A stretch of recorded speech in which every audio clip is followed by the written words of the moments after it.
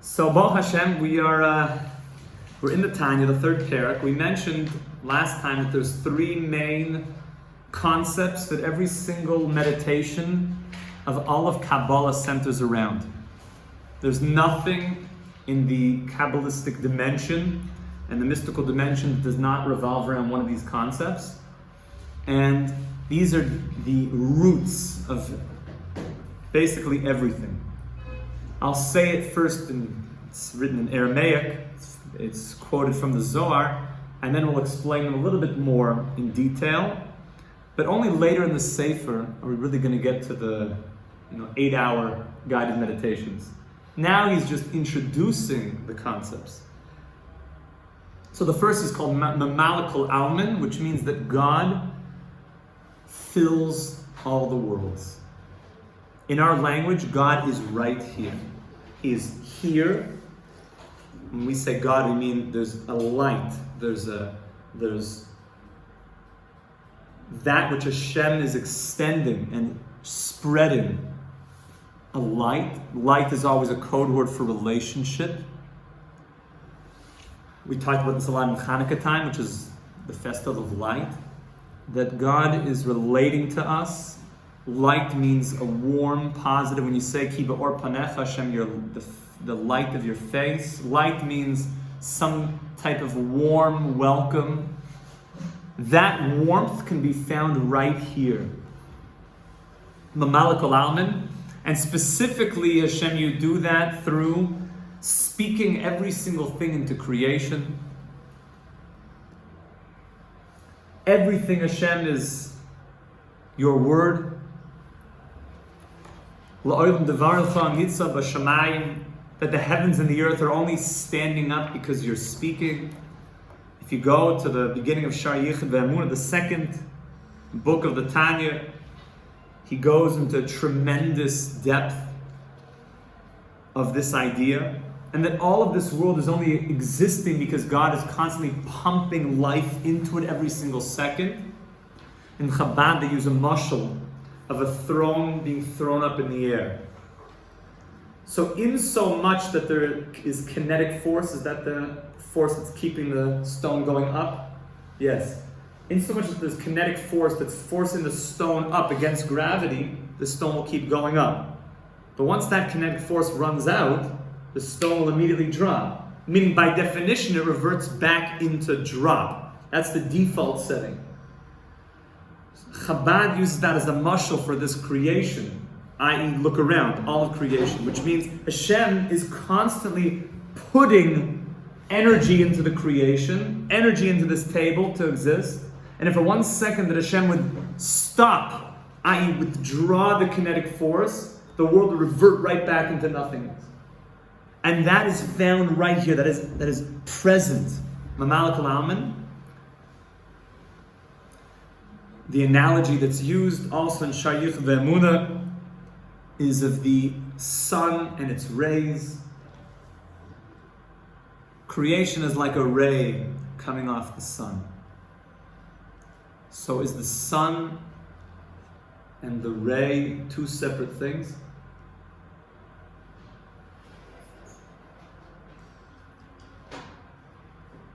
Meaning, from our perspective, when you see a ray of sun coming in through the window, what do you say? Sun. Hey, Ray, how you doing? But do I see the sun per se? No, I see the ray. The ray has its own identity, right? The ray has a certain look to it. I see, and what's the proof? It's this ray, and it's not that ray, and the rays can split up. Imagine I see sun coming in, a ray of sun coming in through my window, and I say, hey, nice ray. And then you go to another guy across, the world where the sun is still shining, and he also sees a ray coming in. Are those two different rays? You could think it is per se. It is two different things, but it's emanating from the same sun. Do those rays? Is it one? I mean, the rays to each other are different things. And they have identity because there appears like they are off the sun, which they are from our perspective.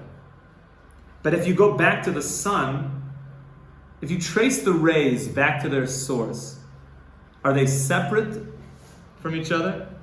No. Well, let me ask the question differently. Does the ray shine on the surface of the sun? It's weaker. So not. So the answer, of course, it does. It's a kol shekain. It's kal v'chomer. If the ray shines down here and it's far from the sun, kal v'chomer, on the face of the sun it must shine. The source of where it's coming from is shining, right? If it shines all the way down here, then certainly it's shining up there. But what does the ray look like up there? Does he look like a real, chashuv guy up there? You're nobody. Look at you compared to the sun. You're nothing. You're totally lost. You're blended into the sun itself. Creation is like a ray of the sun. Hashem is the ma'or, the sun. Does it look like we exist around here? Yeah. You guys all feel pretty chashuv, right? It looks like we have some existence. But where are we really? Because in the nimshal, did we ever leave the sun? No, because you can't leave the ma'or. There's only Hashem. Don't worry, all this stuff you guys will get on Purim, and you won't have to think about it too much. When come Purim, it'll all work itself out. If you prepare for 364 days, on Purim it clicks in. And you don't need any books, you don't need anything, you just get it on Purim. But only if you prepare. You gotta really get into the right zone. You go in there like some master bro looking for a keg stand and with some toga on. Get him out of here. Oh, it's messy. Oh, no, that's not good for anybody's business. It's not going to happen. But if you prepare thinking about how you're a ray emanating out of the sun, and really in the nimshal, you're really a ray that's on the surface of the sun, so do you even really exist? So that's a very ennobling thought. By the way, you do exist, but it's not so pashut.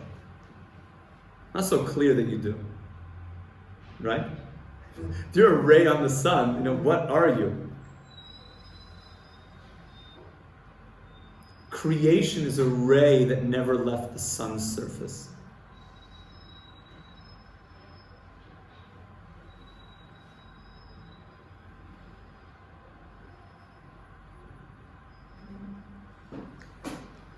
The light of Hashem, of the sun, shines and fills this world that we see from our perspective. So in the analogy, it's like the ray of the sun shining down, but not just shining, is in everything. Everything here that you see is the sun from this perspective, right? Look, it's all this is just rays. It's all rays. But it looks different only because our perspective, it looks like it left the face of the sun. Mamalek Olam means Hashem, you fill everything. It's only you. That light fills even the places that look like it's not you. Which means, is Hashem ever far from us? Conceptually. By the way, we're not talking about anything spatially here. When we talk about God, we're not talking about anything physical. It's all conceptual. We just use analogies because that's what we can wrap our brains around. But you always have to take a bit of a mind expansion opening to grasp the deeper ideas, because we're talking about spiritual concepts. Your light, the light of the Ma'or, fills the world. It's like the ray of sun coming and filling all of creation, which means you're never far. I can access you everywhere, even down here. That's a light that's very accessible. That light of Mamalek Kol Alman is called Baruch Shem Kavod Malchusay Li'olam V'ad. Baruch Shem Kavod Malchusay Li'olam V'ad. That Hashem, your Malchus. Baruch Shem Kavod Malchusay Li'olam V'ad. Your kingdom is right here. But then there's a light that's beyond. That's called Soiviv Kol Alman. The light that reaches this world is a light that I can hold on to, I could grasp, I could relate to. It's also called Shechina. Mamalek Olam is called the Shechina. the light that comes into this world. But then there's a light that's beyond this world. That's called Soiviv Kolamin, that it surrounds the world. It doesn't mean surrounds the world physically. I'm not talking about like a bagel, that, it's like this halo of light. Bagel, everyone's hungry. Holy Bagel opened up again. Everyone's like, yes, finally, it's back. After 19 years, we returned to the Western Wall. After so long, the Seger's over. Holy Bagel's open again. That's what it felt like. The guys are marching. Halabais biadenu. They're marching the Holy Bagel. So, Sefer Kalam means that there's a light that goes beyond the world. It's good. You have to laugh at yourself sometimes, like when we put in as Hashem and stuff. Sefer Kalam means that conceptually, Hashem, there's a light that's beyond all the worlds. That's Shema Yisrael, Hashem Elokeinu, Hashem Echad. There's nothing but you, Hashem. There's a light that's beyond the world. The light that you shine into this world is only one part of the story. There's a light that's beyond all the worlds. And we mean this world, we mean all the worlds. But Malach Kalam means Hashem, you shine your light through all of creation. Soiv Kalam means that your light extends beyond the worlds. Is that there's a part of your light that goes beyond. Malach Kalam can be compared to the way that your soul fills your body. Your soul fills your body, right? It says that the way that your soul fills your body, God fills the world. Gemara says. The way that your soul fills your body, Hashem fills the world. But do you have a part of your soul that goes beyond your body? You betcha. Goes all the way up to the Kisei HaKavod. That's like the part of, no parts with Hashem. That's like the idea, the essence, the part, the quality, the bechina of Hashem that's beyond the worlds, that is beyond us. There's a light that's beyond us, which means there's an element of God that I can't grasp. Now, by the way, the lowest soiviv I can grasp, and then I make it a mamala, and there'll be another soiviv that I can grasp onto, and then there'll be another soiv that I grasp on. All of life is taking a soiv and making it a mamala. That's basically the secret of all life. Taking a soiv kalaman, an element of Hashem that's beyond me, and pulling it into me. Let me explain with a very practical analogy. You like a girl. Oh, okay, now I'm awake. You like a girl, you like a guy, whatever. Talking to the girls, you like a guy. On your first date, you get to know, what they like, what ice cream flavors, favorite color, whatever. Basics. You don't, it's not so nice to ask the deepest. So tell me all your deepest secrets and fears, and maybe just we'll talk about ice cream flavors first. There's a way of starting slow. So as you start to gain connection, when you have a relationship to that person, that's called Mamal Kolam, and you've pulled that relationship into you. It fills you now. You now know about them. Now, at what point can you know everything? I know everything about them. I hope not. Because if you say that I know everything, then you've basically said, all that we have here is a mamala. There's no soiv of kolam. Soiv of kolam means there's things of you that are so beyond me that I want to start integrating into this relationship. I want to start knowing things about you. Now, tell me, what do you say about these two relationships? Guy comes to the Rebbe, he's like, Rebbe, it's going great. I know everything about this girl. Fantastic. Okay? I know everything about her. Everything. Okay, that's guy number one. Guy number two says, Rebbe, I've been meeting this girl, we've been hanging out. I know nothing about her. Really? Nothing. The Emet? Nothing. Like, what's her name? I told you, nothing. She's beyond. She's so beyond, so deep. Her name? Birthday? Where she grew up? She's beyond. She's so deep. Okay. What do you say about these two relationships? Both not good. Both flawed. They're both flawed. They're both obviously flawed. Which one's more flawed? The second guy. He's probably just crazy. Like, really? There's no girl. English Shabbat does not exist, actually. It was like an imaginary friend or something. I don't know. It looks, it's beyond. Because they're both obviously flawed. Why are they flawed? Because the first guy thinks that she's only a mamal kol amen. She's only what you see, and therefore, a relationship like that will always remain shallow. Because there will never be a beyondness that you're coming to learn about that person. That's very bad. That's horrible. That's horrible.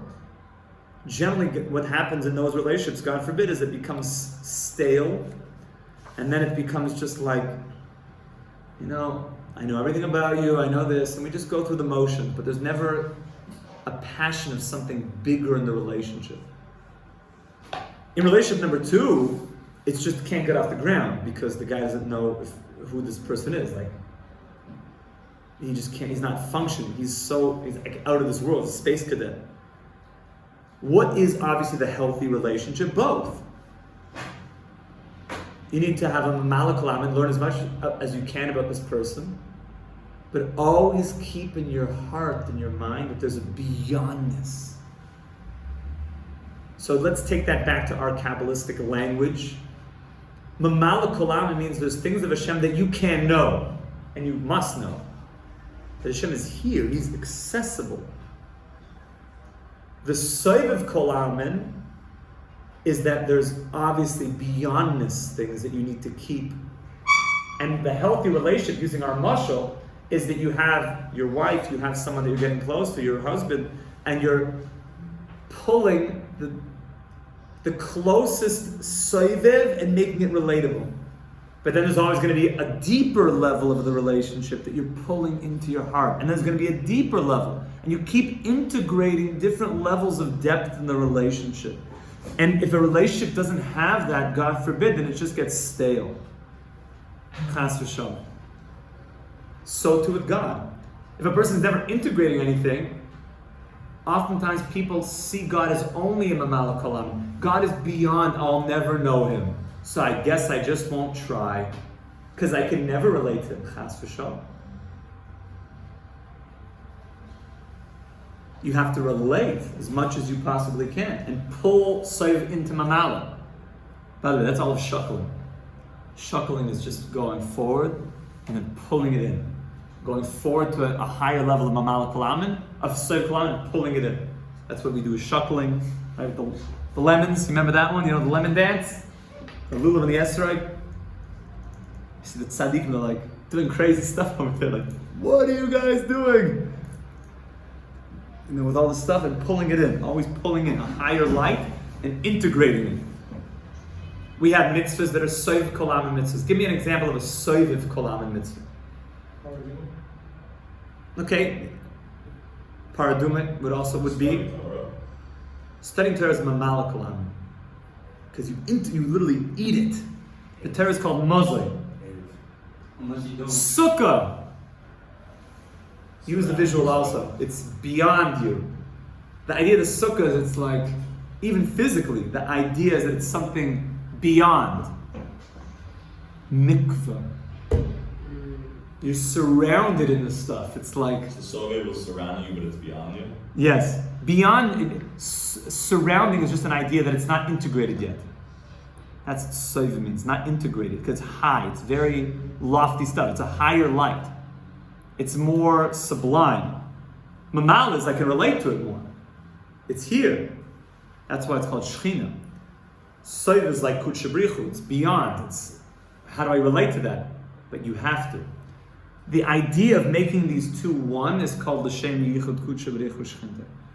Is saying that Hashem, you're a Soiv, but I want to unify you as a Mamala. It's the same you. L'Shem Yichud Kutshabrichu Shechina. I want to unify this beyondness and make it relatable to you. And basically this is what it means when a husband and wife get married. The beyondness and the presentness become totally unified. Chas and Kala, Hashem and Klal Yisrael. It's all one thing. Living in Israel is also Soiv Kalaman. Look at it. It's like, there's a beyondness of everything here. Yeah. Sefer like Tanya, which would that be? Like a Kabbalistic sefer. So the more Kabbalistic it is, it's usually trying to do the whole thing. They're trying to pull you into Sovev, that you see beyond ideas, and they're trying to pull the light in to make it relatable to you. That you can ingest it, that you make Hashem present here. And this is all part of the mitzvah of Yichud Hashem, of relating to Hashem. And just to put this into the third concept, all of these ideas that Hashem's light fills the world, and Hashem's light at the same time is beyond the world, and I could take the beyondness and I could integrate it into me, all of this is still not God Himself. This is just God's light. So the third meditation is Kulei Kamei Kalei Chosh. Everything we just mentioned now, how God's light fills all the worlds. And I mean all the worlds. Everything, all of what we talked about before, the NASA's Hubble telescope, that's all this world. Forget the spiritual world. God's light fills everything. And it's beyond everything. Everything. Even the Martians and the aliens, all the chevra out there. Everything. Everything. That's not all Hashem. That's nothing compared to who Hashem is. That's kulei kanei kalei chashav. All of that is like nothing compared to who Hashem is. Who is Hashem? Oh, that we don't know. And if somebody says, come over here, let me tell you who Hashem is, what do? Run. You run away very, very fast. You fast, I'm telling you, that's the most dangerous. Who Hashem is? You Hashem? That. You can encounter that. You can hit that, you can encounter that, but you can't figure that out. Yeah. What about some people who say like going to different places to bring out Hashem, like going to more Talmudic places to bring out the sparks to elevate? Chas v'shalom. That's Shabtai Tzvi Mashma. That's the most evil thing in the world. You're not allowed to say, oh, let me go into the idol worshipping a shop, because of course God must be there, because I'm a Malach Olamin. And therefore let me go find Him there. Bring it up. Let's go eat the BLT sandwich. Say like a donut coming from Ruth and... So after that all happens, if it happens, the famous example from the Bnei Yisachar is the following. What's the halacha? Is a yid allowed to eat a chazir? Davaracher? Chazir is, I don't like to say it, the notorious PIG. Okay? The notorious. We just say notorious. The notorious. You like that one? Are we allowed to eat it? No. Chas v'shalom. We even call it the Davaracher. It's mamish. Because it shows, right, it got split hooves, but it doesn't chew its cud. So it shows you, look, I'm kosher. It fakes being, that's the worst. He makes himself look like a big tzaddik. Oh, look at me. That's every time Rav Nachman. It's the chazir. But what happens if a piece of chazir falls into the chulin and you can't notice it anymore? It's in there. What's the halacha? And let's say it's 60 parts, there's more than 60 parts. Both the b'shishim, are you allowed to eat it? Yeah. What's the halacha, rabbis? Yes. Yes. Oh, I can't eat that. Oh, ew, notorious. Ah, ugh. Oh,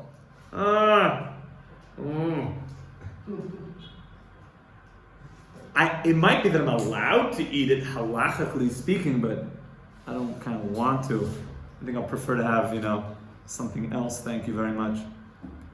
Is that correct? You're not letting you eat it on purpose, too, right?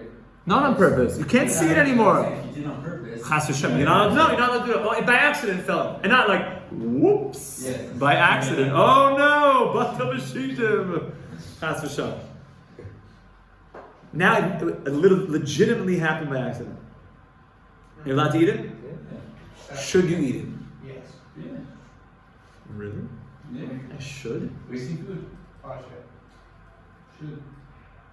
Over giving it to someone who's not Jewish in the first place? If you have gave you some hidden sparks. Okay, there is the Kabbalist here. You got it. Okay. This is very deep. Remember this forever. Is Hashem in the notorious? Yeah. Yeah, Malak Laman, of course he is. His light goes into even the darkest of places. But you can't go there. It's Asr. Asr means locked up, like we mentioned before. Matir Asurim. But what happened if somehow Hashem designed it that you should encounter those sparks? Through something it fell in. Not only are you allowed to eat it, mystically speaking, you were given a gift of now accessing a light, God's light in the notorious PIG, and the greatest thing you could do is eat it and connect to Hashem through that. You can never, ever, ever, ever, ever, I should say never, like a billion times right now, that people should never get this wrong. You're never allowed to do any of that, what do they call it? Deliberately. That's the way of wicked people to do. Chas v'shalom, never. But if it happened, and none of this, it happened, never. Hashem knows what happened. But if Hashem actually invited it, it's called nizdamin loy, it came to you, it means that now Hashem is unlocking those sparks for you to, yes, you're allowed to, not only allowed, you should access that mamala kol almin, that light of Hashem, even in those places, bless you. And that is a messianic type of revelation, that you're going to see that even the darkest of places was filled mamala kol almin with God's light. Everywhere, the darkest of places. That's fully going to be realized when Mashiach comes. You should come to here. Amen. Have a wonderful day. What's the third one?